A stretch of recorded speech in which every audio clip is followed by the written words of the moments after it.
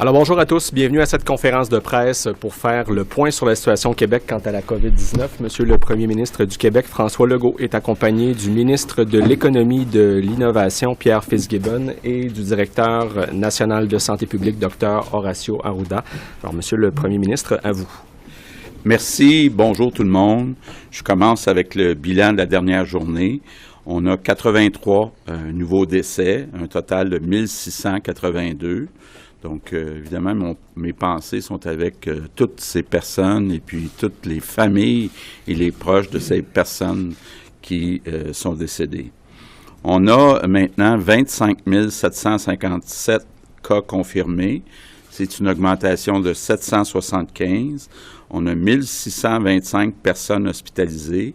C'est une augmentation de 84. Puis on a 217 personnes aux soins intensifs. C'est une augmentation de 7. Bon, j'ai demandé, comme je l'avais promis, le décompte de combien il y a de personnes hospitalisées qui ne devraient plus être hospitalisées. Il y en avait hier 94. Donc, ça veut dire qu'il y a 94 personnes qui n'ont plus besoin de soins à l'hôpital, mais qu'on a volontairement gardé à l'hôpital plutôt que de les retourner, par exemple, dans les CHSLD pour les raisons que vous connaissez. J'ai avec moi un graphique que j'ai demandé qu'on prépare sur les décès. Bon, vous savez, le docteur Arruda l'explique souvent. Il y a d'abord les cas, ensuite il y a les hospitalisations, les soins intensifs, les décès. Vous voyez qu'avec les hospitalisations, ça peut fluctuer à cause de la situation dans les CHSLD. Et les cas, bien aussi, ça dépend du nombre de tests. Là. Le nombre de tests qu'on est en train d'augmenter. Donc,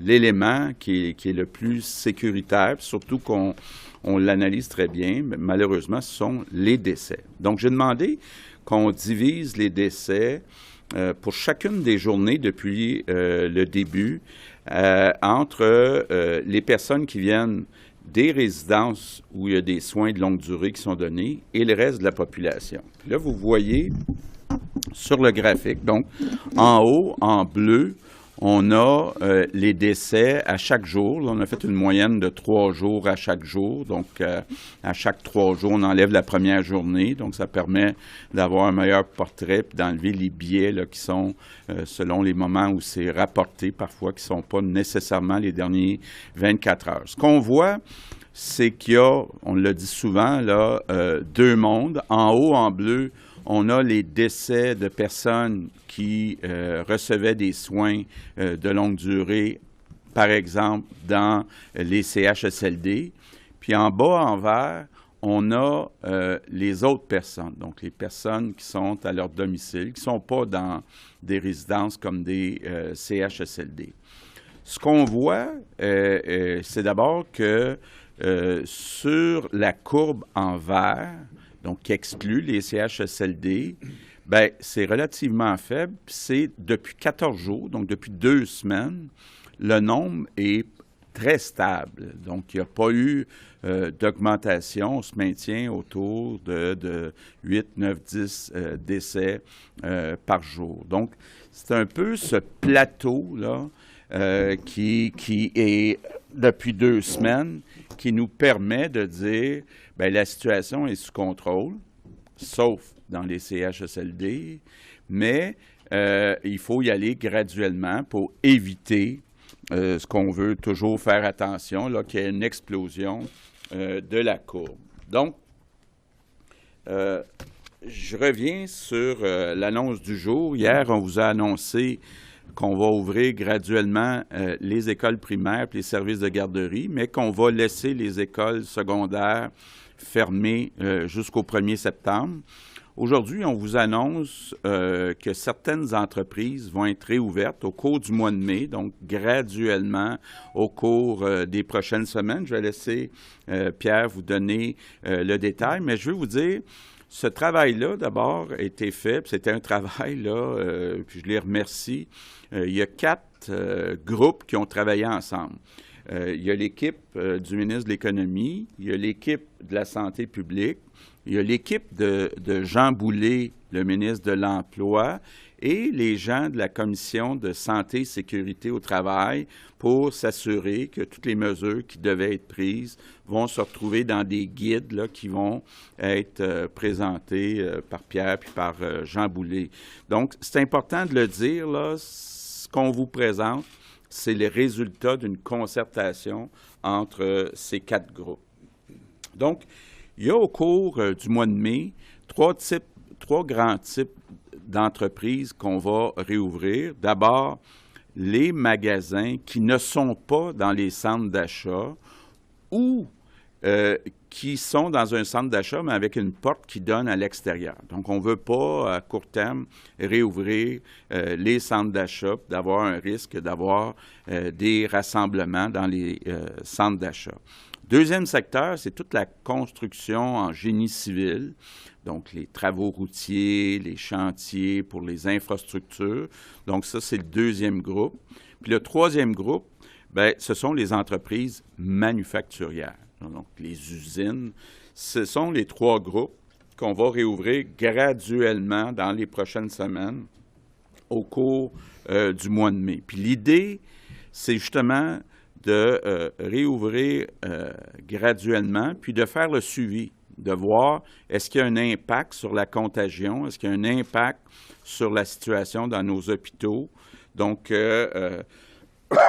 pardon, c'est important là, qu'on garde le contrôle. Donc, c'est pour ça qu'on ouvre seulement une partie des entreprises, puis qu'on va le faire graduellement au cours des différentes semaines du mois de mai. Je veux revenir sur les consignes, là, parce que il y a certaines personnes qui peuvent penser, parce qu'on réouvre certaines écoles ou qu'on réouvre certaines entreprises, que tout est permis. Non. Il faut, entre autres, s'habituer, puis s'habituer pour longtemps, entre autres, à garder le 2 mètres, là, le 6 pieds de distance avec les autres personnes, et de ne pas avoir de rassemblement. Là. Donc, on ne veut pas là, que des groupes de personnes à l'extérieur ou à l'intérieur se retrouvent ensemble. Puis, bon, je sais que ça peut venir un peu tannant de toujours parler des personnes plus âgées, et tout est relatif, là, puis on parle maintenant des personnes qui ont 60 ans et plus, donc ça m'inclut. Moi, j'ai 62 ans, donc j'aime pas plus ça que les autres personnes qui ont 60 ans et plus. Mais il reste que, comme on dit, les faits sont têtus, les chiffres sont têtus. 97% des décès qu'on a eus au Québec depuis le début sont des personnes de 60 ans et plus. Puis les plus jeunes, bien, c'est souvent des gens qui avaient des maladies chroniques, donc qui étaient plus vulnérables. Donc, les personnes qui sont vulnérables, puis en particulier toutes les personnes qui ont 60 ans et plus, c'est très important de maintenir la distance de 2 mètres avec toutes les autres personnes quand vous êtes chez vous ou à l'extérieur. D'ailleurs, je devrais dire, parce que nous, les personnes de 60 ans, on a appris ça en pieds, donc c'est 6 pieds. Donc, il faut rester toujours à 6 pieds des autres personnes, toujours à 6 pieds, même de vos enfants. Il faut rester à 6 pieds. Il faut faire comme, dans le fond, si toutes les personnes que vous rencontrez auraient le virus. Donc, agissez de façon prudente. Comme ça, on va pouvoir retrouver graduellement une vie normale. Je veux terminer avec mes remerciements du jour. Mes remerciements du jour sont pour les entrepreneurs du Québec. Les gens qui me connaissent savent que j'aime les entrepreneurs. Ce sont des gens créatifs, qui prennent des risques, qui sont devant la parade. Je sais que c'était des semaines épouvantables, c'était l'enfer financièrement. Puis je sais aussi que c'est pas demain matin que vous allez retrouver tous vos clients. Donc, je peux comprendre là, que ça doit être très stressant. Il y a des entrepreneurs qui ont bâti une entreprise toute leur vie, puis que là, ils se retrouvent devant une entreprise qui financièrement est en grosse difficulté. C'est pas de leur faute, c'est pas parce qu'ils ont pris des mauvaises décisions. C'est vraiment ce qui nous est tombé sur la tête avec la COVID-19. Donc, je veux vous dire, Pierre puis les gens de l'économie sont là pour vous aider. Donc, que ce soit Investissement Québec ou que ce soit aussi votre banque ou votre caisse, il y a des liens entre les banques, les caisses et Investissement Québec et le ministère de l'Économie. On a besoin de nos entrepreneurs. Donc, on va tout faire pour vous aider financièrement à passer au travers, là. C'est à l'avantage de toute la société de le faire, là. Donc, il y a des programmes qui ont déjà été annoncés. On va continuer d'annoncer des programmes dans les prochaines semaines, dans les prochains mois, parce que notre société a besoin de ces entrepreneurs. Donc, je veux dire, en terminant aux entrepreneurs, courage, ensemble, on va passer au travers. Merci. Merci. Maintenant, en anglais. Few words in English. Good afternoon. Today, we announce our plan to gradually reopen our businesses. It's the product of the collaboration between the Minister of Economy, Minister of Labor, the CNE-SST, and the public health authorities. Our challenge is to gradually restart the economy without restarting the pandemic. The reopening will be spread through several weeks. We only announced the first part of it today. We'll start with businesses that are not in shopping malls or that have a door that gives on the outside. We'll also start reopening our civil engineering construction, road construction, and factories. We will later announce a plan for other businesses. The idea is to gradually add workers and analyze the effect on the contagion.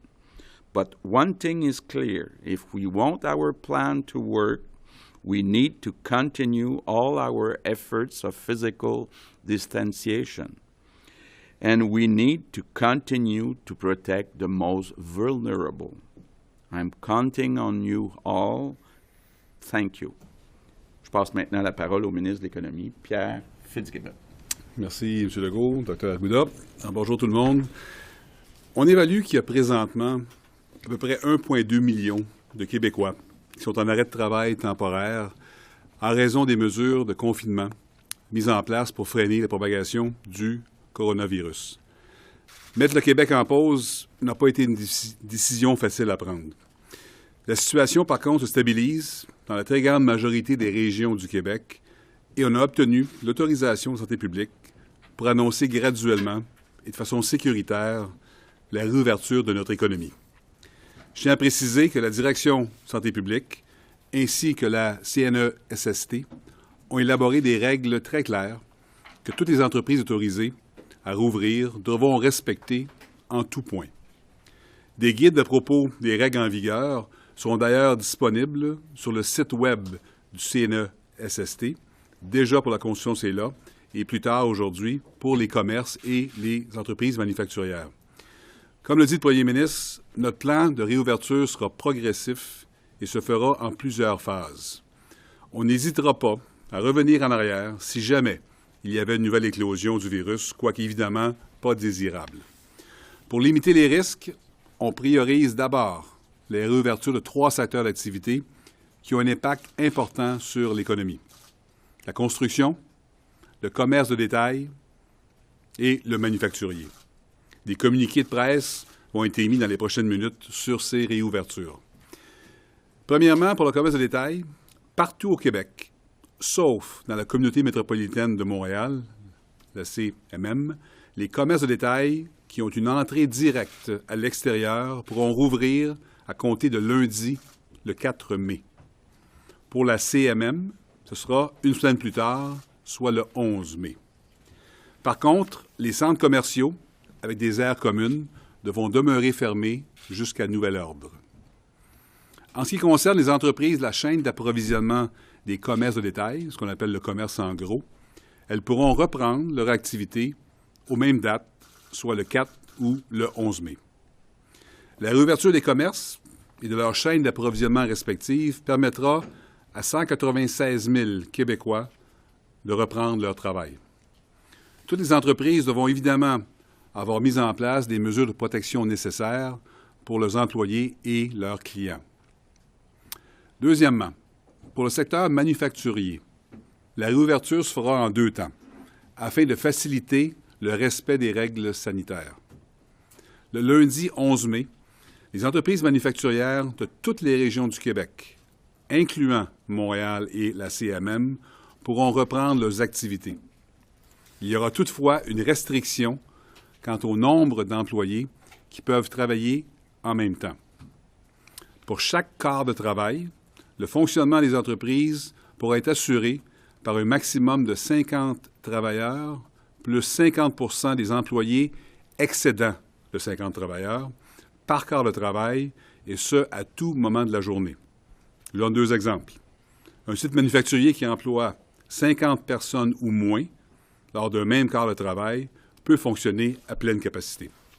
Alors qu'un site manufacturier qui emploie 500 personnes lors d'un même quart de travail peut fonctionner avec un maximum de 275 personnes, soit 50 plus la moitié de l'excédent, 225. La raison est simple. On veut faciliter la distanciation physique entre les employés. Dans un deuxième temps, si tout se passe bien, les entreprises manufacturières de toutes les régions du Québec pourront reprendre leurs activités sans restriction sur le nombre d'employés à partir de lundi le 25 mai, soit 2 semaines plus tard. C'est plus de 176 000 Québécois qui reprendront l'action avec la reprise du secteur manufacturier. Par ailleurs, tous les employés des entreprises manufacturières, de commerce et en fait de tous les secteurs qui sont en mesure de faire du télétravail devront continuer à le faire. Ceci permet d'une part de minimiser la propagation du virus et d'autre part s'insère très bien dans un contexte d'initiative de respect des enjeux de changement climatique. Le monde dans lequel nous vivons va certainement changer, qu'on pense à l'évolution du commerce électronique ainsi que nos déplacements futurs. Dernièrement, pour la construction, mon collègue ministre du Travail, M. Jean Boulet, via un communiqué, confirme la réouverture complète de l'industrie de la construction à compter du 11 mai 2020.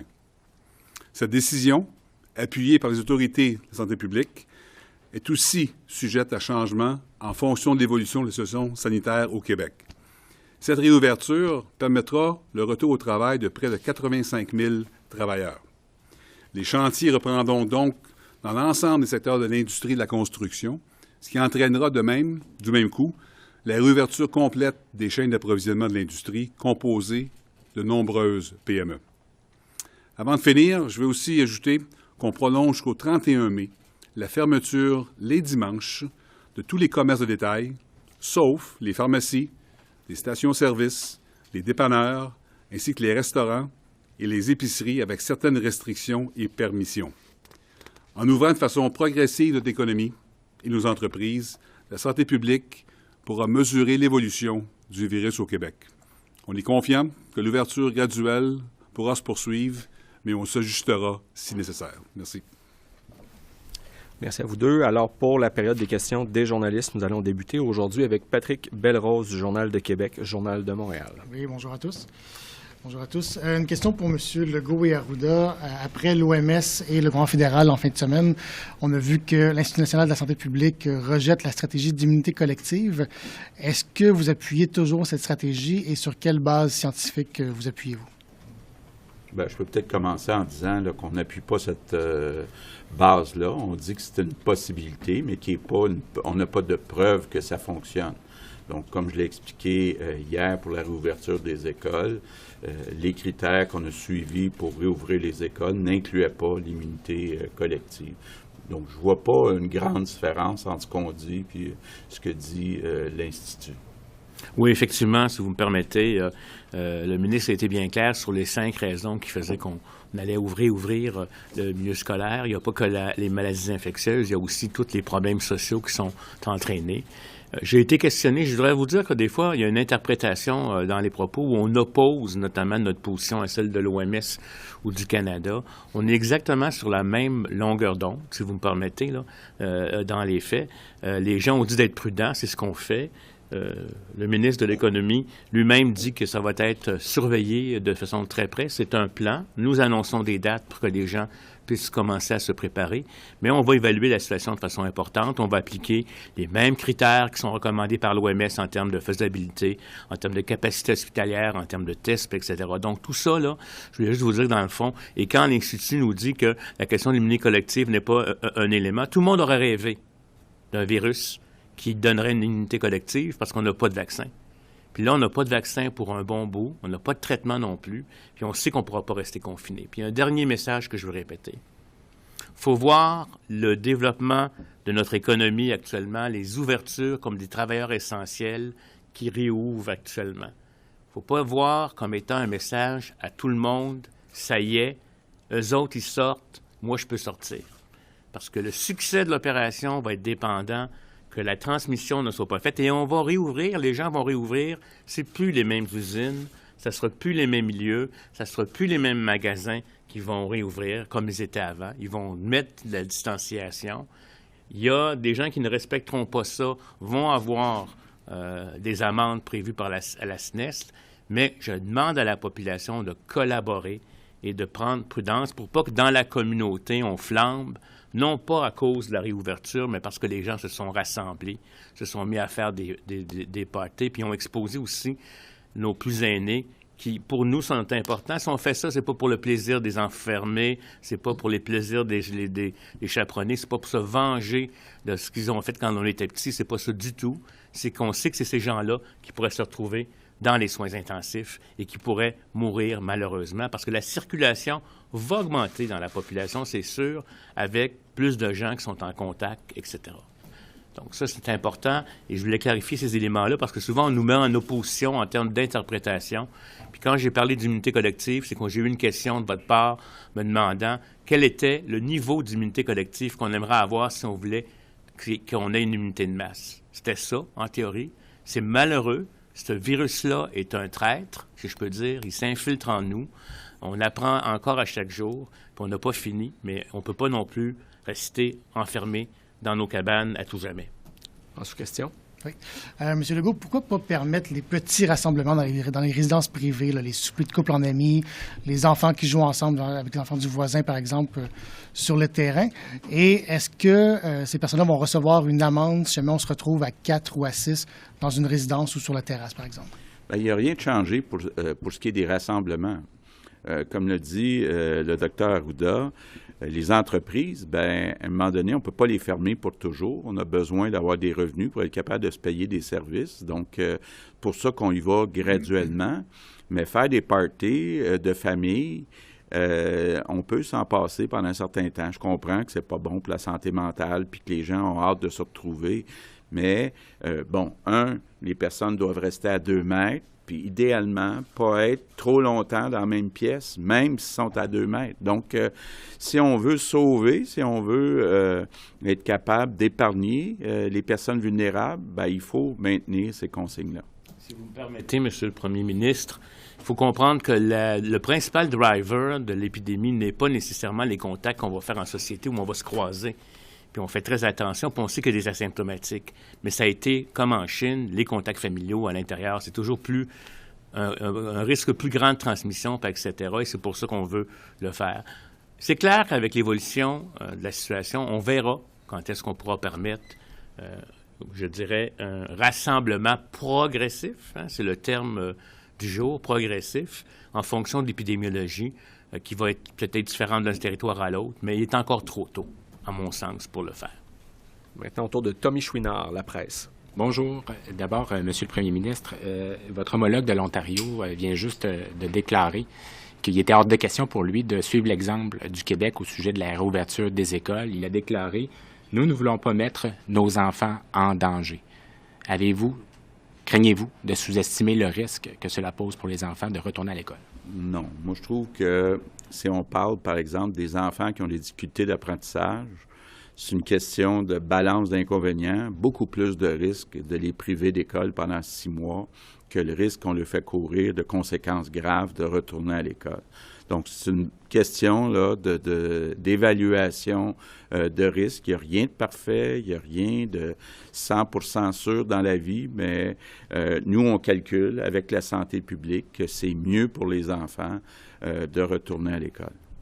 Puis si vous permettez, M. le Premier ministre, dans The Connection d'Australie, un papier journal, pour me dire à vos médias, mais quand même, on fait état notamment des plus récentes données en lien avec la transmission chez l'enfant.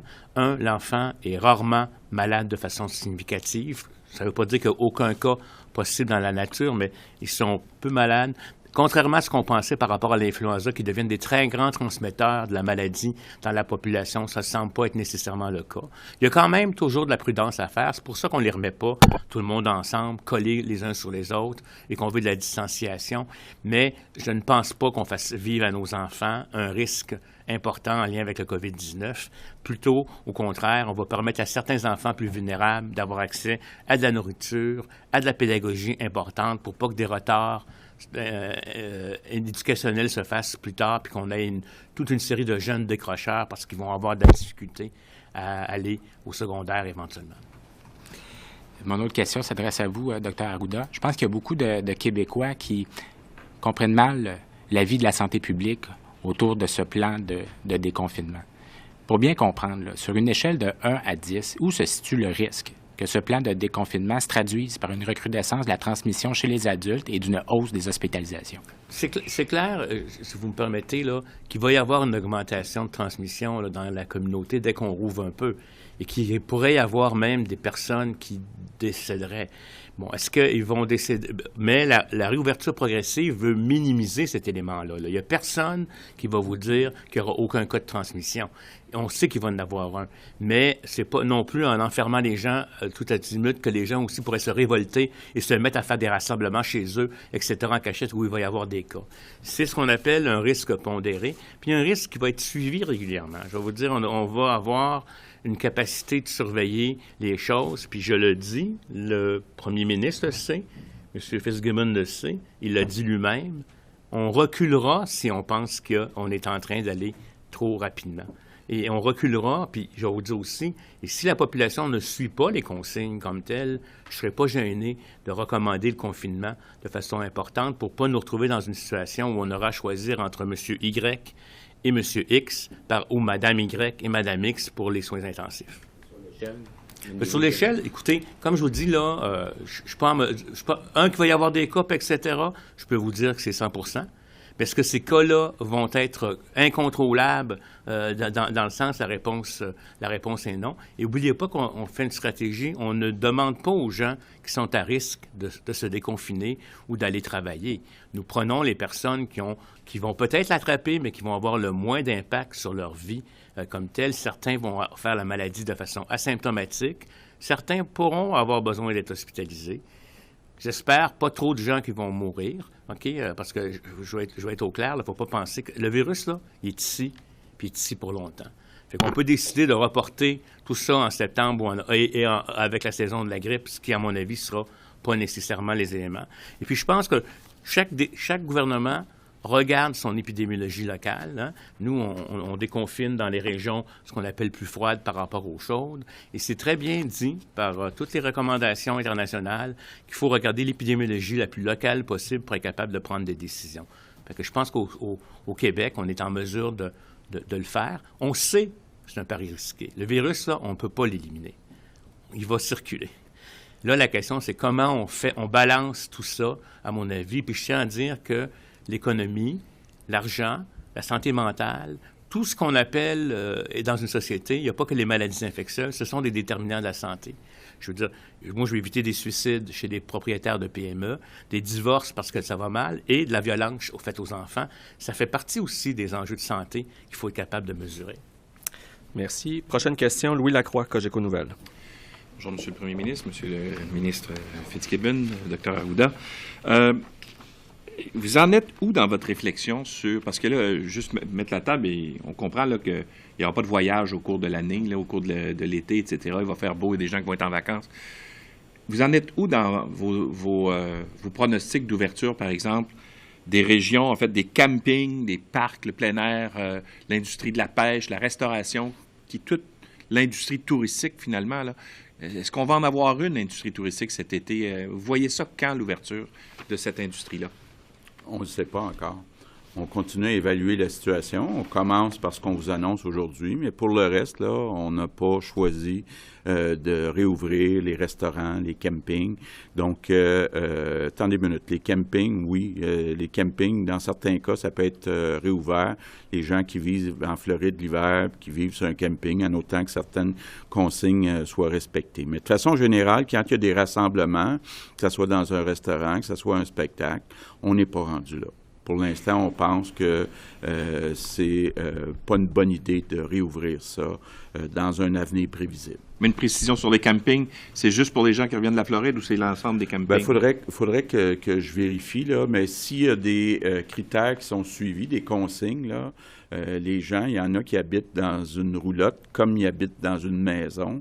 Donc, il faut être prudent, autant qu'on maintient le 2 mètres. Je pense que c'est correct. Mon autre question, ça touche les personnes âgées, parce que il y a beaucoup de gens qui m'écrivent, qui disent qu'avec la règle, par exemple, les gens qui sont en résidence pour personnes âgées autonomes ne peuvent pas circuler, ne peuvent pas sortir de leur résidence, à part peut-être aller faire un petit tour dans la cour, là, etc. Et il y a d'autres personnes qui me disent, bien, nous autres, on peut sortir parce qu'on a notre maison, donc on peut aller prendre une marche, on peut avoir une certaine liberté de mouvement, alors que ce n'est pas le cas pour les personnes qui vivent en résidence pour personnes âgées. Est-ce qu'il n'y a pas là une espèce de discrimination qui est faite où on ne crée pas 2 classes de personnes âgées? Bien, je pense que c'est une question de gros bon sens, là. On sait que dans nos CHSLD puis certaines RPA, résidences personnes aînées, il y a de la contagion. Et il y a une situation aussi qui a été très difficile, là. Il y a beaucoup de personnes qui ont été contaminées. On veut éviter que les gens continuent d'augmenter le nombre de personnes infectées, soit dans les résidences qui sont déjà infectées, soit dans les résidences qui n'ont pas été infectées, qui sont quand même la majorité des résidences. Donc, il faut comprendre que le risque est plus grand dans une résidence qu'une personne qui est seule dans sa maison, là. Donc, c'est pour ça qu'on est très prudent de ne pas aller prendre le risque que des personnes se promènent, respectent pas la distance de 2 mètres, puis ramènent ça à la résidence, puis contaminent des dizaines d'autres résidents. Donc, c'est une question de gros bon sens, là. Je vous signale que le temps file. Prochaine question, Patrice Bergeron, La Presse canadienne. Bonjour, j'ai une question d'abord pour le Dr Arruda. Merci d'avoir fourni les données concernant les décès dans les CHSLD hier et ainsi que la courbe d'aujourd'hui. Cependant, on constate qu'il y a comme eu 2 pics. Est-ce que là, on a atteint le pic maximal ou est-ce qu'on prévoit qu'il y en a d'autres qui sont à venir? Parce que la courbe est assurée, comme on le voit. Écoutez, tout ça va dépendre de l'évolution et de comment les gens vont se comporter, là, si vous me permettez. Je pense qu'on a vu effectivement un premier pic qui pouvait correspondre. Puis là, c'est des hypothèses. Il faudrait que je fasse des analyses très fines sur toutes les causes de chacun des cas qu'on a eus. C'est probablement ce qui est arrivé avec les voyages au tout début, là. Vous savez, les voyages, les gens qui sont venus de l'extérieur, etc. Après ça, c'est superposé le drame des CHSLD. À mon avis, on voit bien l'augmentation très significative. Ce qu'on veut éviter, justement, c'est des gros pics. Ce qu'on veut éviter, là, c'est une courbe qui commence à faire ça. Comprenez-vous? On veut que la courbe, elle va augmenter, là, c'est sûr, on va de la circulation. Mais ce qu'on veut, c'est maintenir la courbe aplatie à un assez bas niveau pour ne pas surcharger notre système de soins, mais éviter une amplification. D'où l'importance que chacun fasse ce qu'il a à faire pour éviter la somme des petites épidémies peuvent devenir des grandes épidémies. Et c'est clair que si jamais dans une entreprise manufacturière ou autre, il y a une épidémie, on va intervenir, on va contenir, on va peut-être cesser les opérations, s'assurer que les familles de ces personnes-là ne sont pas malades. Tout ça va être maintenu justement pour éviter que la courbe remonte de façon significative. Et puis, on va, bien entendu, tester la population pour voir comment le virus se propage, probablement même à des personnes qui sont asymptomatiques. Il va y avoir des échantillonnages qui vont être faits. Je veux juste être bien clair aussi, M. Bergeron. Oui. L'idée du graphique, c'était surtout de regarder la situation ailleurs que dans les CHSLD. Donc, moi, je ne tire pas de conclusion sur la situation dans les CHSLD. Pour ça, d'ailleurs, qu'on ne modifie pas les consignes dans les CHSLD. C'est pour ça qu'entre autres, on ne veut pas que les gens continuent de sortir. Le but, c'était de dire, dans le reste de la société, ça fait 14 jours qu'il y a un plateau, qu'on n'a pas eu d'augmentation du nombre de décès.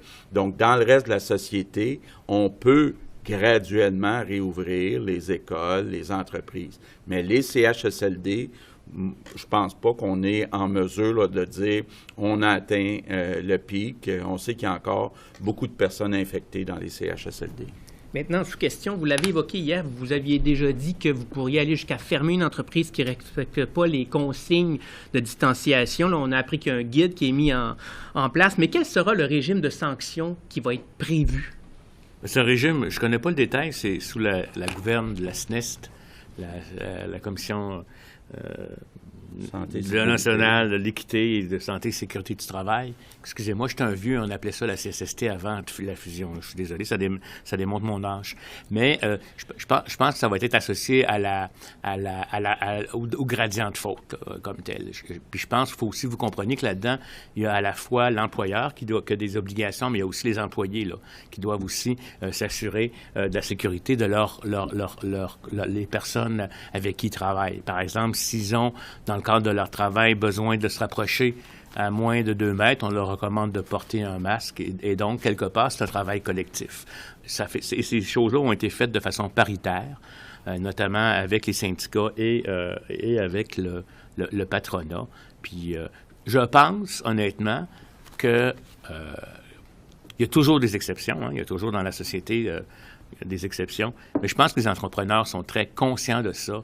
Il va y avoir des gens qui vont faire beaucoup plus de télétravail. Je pense qu'on va avoir une nouvelle façon de travailler.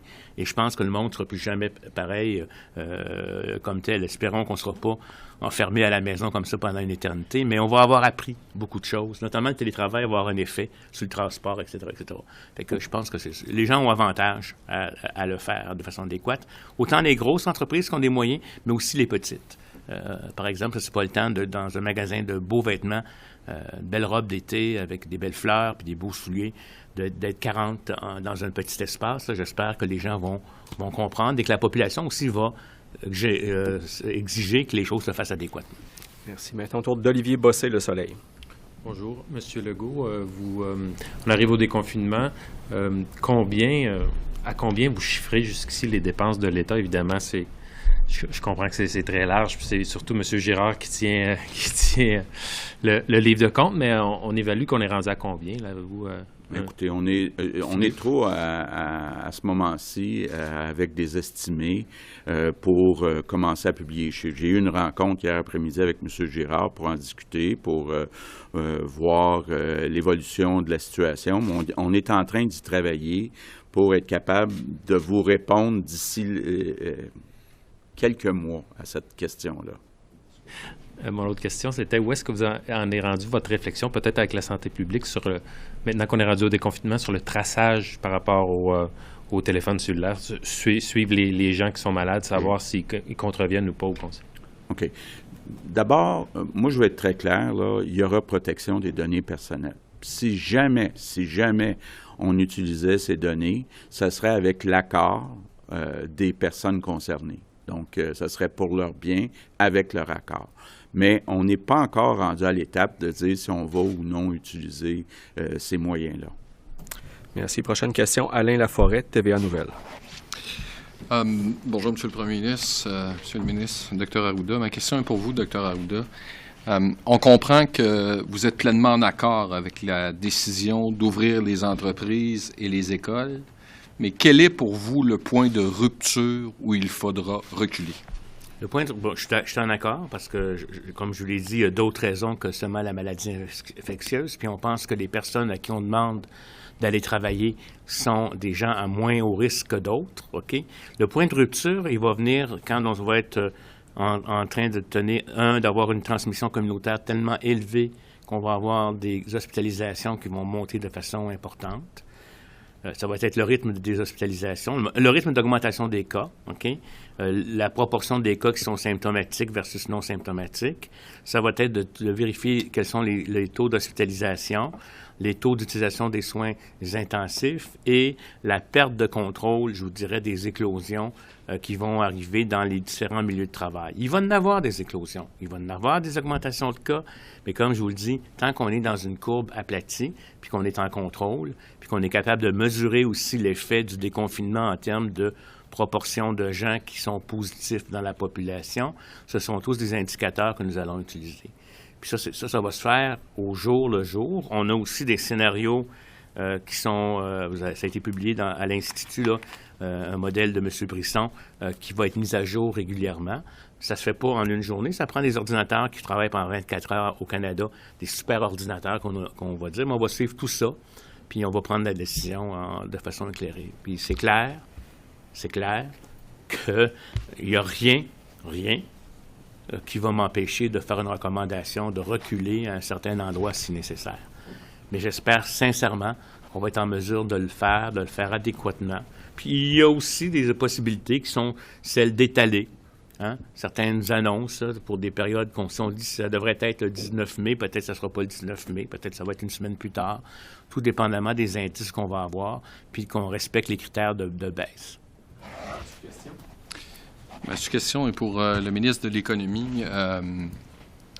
Quels sont parce qu'on sait là, actuellement qu'il y a 300 inspecteurs pour surveiller, entre autres, les chantiers de construction résidentiels, commerciaux, routiers.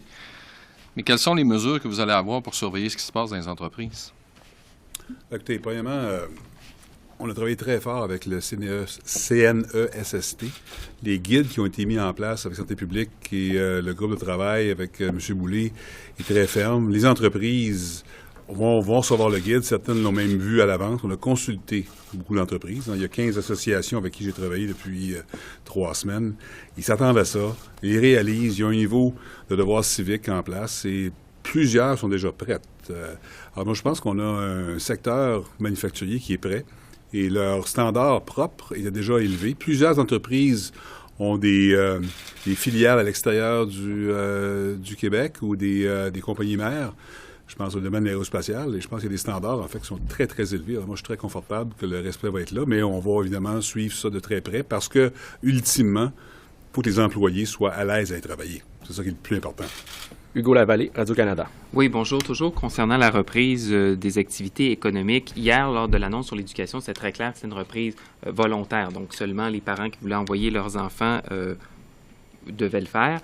En ce qui concerne la reprise économique, est-ce que c'est volontaire? Est-ce qu'un employé, par exemple, qui dit « Moi, je suis inquiet pour ma santé, là, j'aime mieux rester à la maison, toucher peut-être une prestation fédérale », est-ce que cette personne-là est obligée d'aller travailler? Est-ce que son employeur peut prendre des recours ou est-ce que tout ça se fait sur une base volontaire? Puis concernant la prestation fédérale, est-ce que vous craignez, puisqu'il y a eu des critiques là, sur ce volet-là ces dernières semaines, est-ce que vous craignez que ça puisse décourager certaines personnes de reprendre le travail? Bien. Premièrement, je répondrais qu'il y a des juridictions, l'Ontario, par exemple, la France, n'ont jamais fermé le manufacturier. Sauf que c'est fermé pareil. Alors, c'est clair pour moi que, même à l'économie, quand on travaille avec M. Boulay, Santé publique, il fallait trouver un protocole qui rendrait les employés confortables. Et je pense qu'on l'a trouvé. Le guide est très bien fait. Je l'ai regardé. Il y a des entreprises qui l'ont regardé aussi. Alors, moi, je pense que quand on va annoncer dans les prochains jours, quels sont les protocoles? Je pense que les employés, en grande partie des cas, vont être confortables de retourner au travail. Et c'est ça qui est la pression importante des entreprises. Bon, la question, est-ce que les employés peuvent décider de ne pas y aller? C'est une autre chose. Mais comme on travaille sur une progression, on parle de 50 employés et plus, donc on a une séquence qui permet aux gens de regarder ça. Deuxièmement, on parle du 11 mai. Non, c'est pas demain matin. Donc, toute la question de l'information, la démagogie qu'il faut faire aux gens, je pense qu'on a le temps. Pédagogie, je m'excuse. Ce qu'on doit faire, ce que les employés vont faire, on a du temps devant nous. Alors moi, je suis très confortable qu'on va convaincre les employés que c'est sécuritaire comme endroit de travail. Autre question? Oui, concernant les services, par exemple, professionnels de santé, dentistes, par exemple, optométristes, bon, beaucoup de gens sont préoccupés aussi de services de coiffure. Est-ce que vous avez une séquence, un horizon pour ce type de services qui, dans certains cas, ont quand même un caractère essentiel, là, plus dentistes? En fait, on a une liste complète de tous les services, les produits qui peuvent être offerts et On a décidé, avec Santé publique, de choisir ces 3 secteurs-là. On parle d'à peu près 500 000 personnes, possiblement, qui pourraient retourner au travail sur 1,2 million qui sont en arrêt de travail. Il faut y aller séquentiellement. Et évidemment, on va travailler avec d'autres ministères, la culture, le tourisme, entre autres. On regarde des progressions possibles. Mais à ce moment-ci, on se limite à ces secteurs-là, parce que sinon, ça va être trop de monde, trop vite dans le système, puis le Dr. Arruda ne sera pas content. Merci. La prochaine question nous provient de Mylène Crête du journal Le Devoir. On apprend de nouvelles informations sur le coronavirus, comme quoi il pourrait causer des caillots qui pourraient se transmettre par les systèmes de ventilation. À la lumière de ces informations-là, comment pouvez-vous assurer aux Québécois que le retour au travail est sécuritaire? Écoutez, il y a plein de choses qui émergent, là, notamment même sur le niveau clinique, etc. Là. Mais ça demeure encore le driver maxi. Je ne devrais pas utiliser le terme driver. Le facteur principal de transmission demeure encore la transmission par gouttelette, et puis etc. Là, je pense qu'il y a des phénomènes plus rares qui peuvent exister, mais je ne crois pas que ce soit significatif pour empêcher, je vous dirais, encore la transmission ou empêcher le refonctionnement des gens là, comme tel par rapport à ça.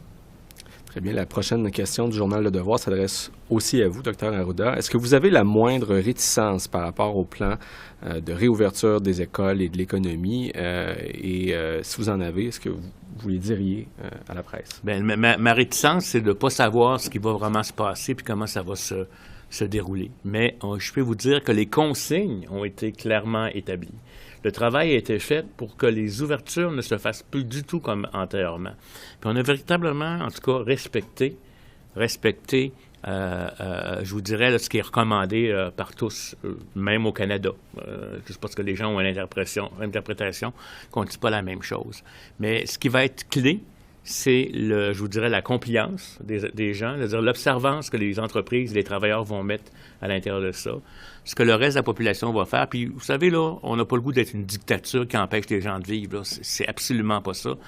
Je suis moi-même un gars qui a hâte d'ouvrir sa tente roulotte puis d'aller faire du camping à distance de 2 mètres des autres, etc. Là, on a tous besoin de ça en tant qu'individu. Mais je pense que on peut pas non plus rester comme ça jusqu'en septembre.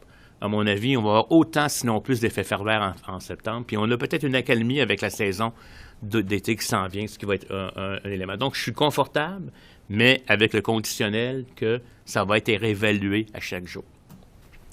Très bien. Alors, c'est ce qui complète pour les questions en français. So, time now for a question in English. We'll start with Cathy Sonnet, CBC News. Okay, good afternoon. You know that the federal and Canadian provinces are watching you with yesterday's announcement and today's announcements. So given that Quebec has so many COVID-19 cases and deaths, how can you justify reopening the economy with the virus that is still spreading? Okay. First, we have to be very careful when we compare figures between provinces because we don't declare that the same way. Second, we have a very specific problem with the long-term care residences. So that's why what I showed, and maybe I can explain it in English. When you look at the debt every day since the beginning, upside you have the number of debt in residences, and downside in green you have the number of deaths in the population in general outside of residences. And we can see that the one in green for the last 2 weeks there was no increase, and it's relatively low. Even if you compare with Ontario, for example, it's very low. So we think that in the population in general, it's quite under control.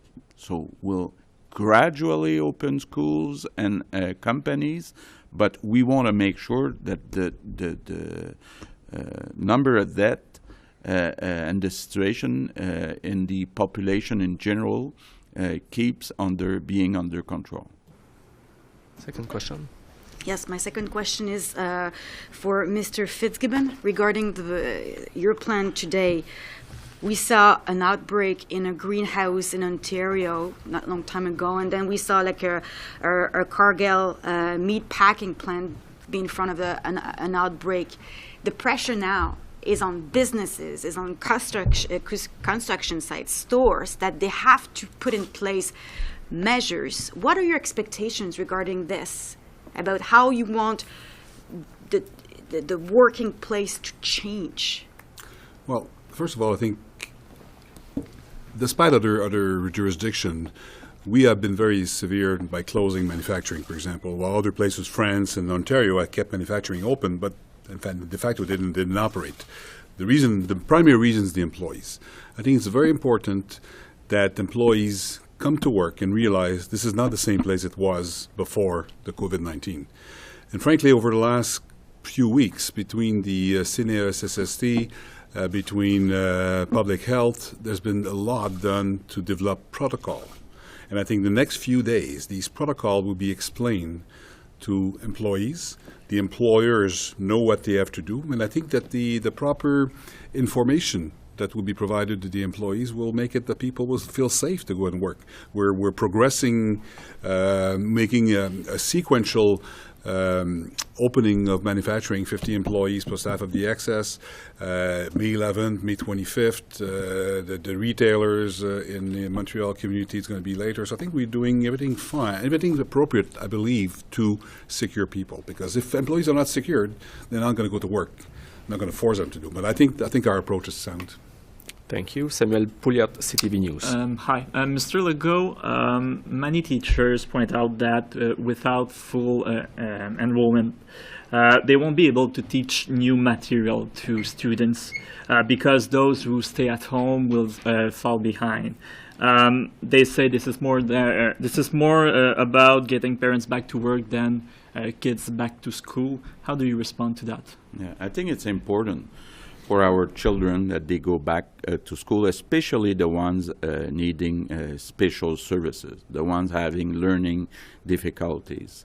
I think it would be a very bad idea because they got out 2 months ago, or about a month and a half. So if you go to September, it means 6 months without going to school. I think it wouldn't be good for children having difficulties, and it represents 20 to 25% of our children. So it's very important, and that's mainly for them that we took this decision. And about the CHSLD, do you have a timetable for when medical specialists will no longer be needed in CHSLD? Okay, I think that we already have a lot less doctors in our CHSLD. I think that it's something like 150. So we have a lot less.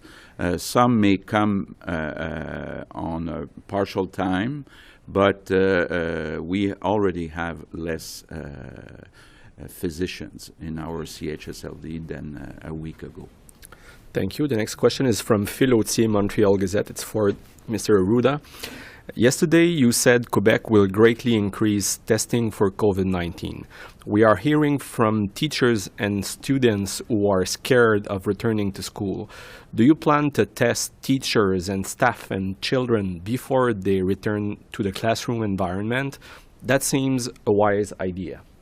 Yes, in fact, it's clear we have actually capacity that is not used as it could be, and it's going to be changing this week. We're going to give even more access to tests to different kinds of population, and the ones that are going to open are going to be tested. On the case of an outbreak, but also to document the situation. The next question, as a second question, is for Mr. Legault. Now that you are talking about reopening the economy, is it safe to say the worst of the coronavirus outbreak is nearly over for Quebec? How would you describe the state of the Montreal economy? Of the economy? Yeah, Montreal. I'll add that to Pierre about the economy. But regarding the situation of the COVID-19, I think it's under control, except for the situation in CHSLD. But we have to be careful, so that's why we are reopening some schools and some companies very gradually. So we want to make sure that we don't have a second wave coming. Regarding the state of the economy, it's very tough, especially in Montreal. So maybe you can add a few words. Yeah, basically, Montreal has been shut down to a large extent other than essential services. And that's one of the reasons we want to progressively reopen. Of course, we need to be sensitive to the public health situation, but there's a balance that I think we're trying to put together. And I'm very happy about the work that we did with public health. So I'm hopeful that the sooner we restart the economy, the sooner we'll be back to where we were back in December 2019, which is obviously a million-dollar question. Thank you. The next question is from Raquel Fletcher, Global News. Can you explain your strategy for testing and contact tracing? Yesterday, Dr. Arruda mentioned that 15,000 tests per day are done.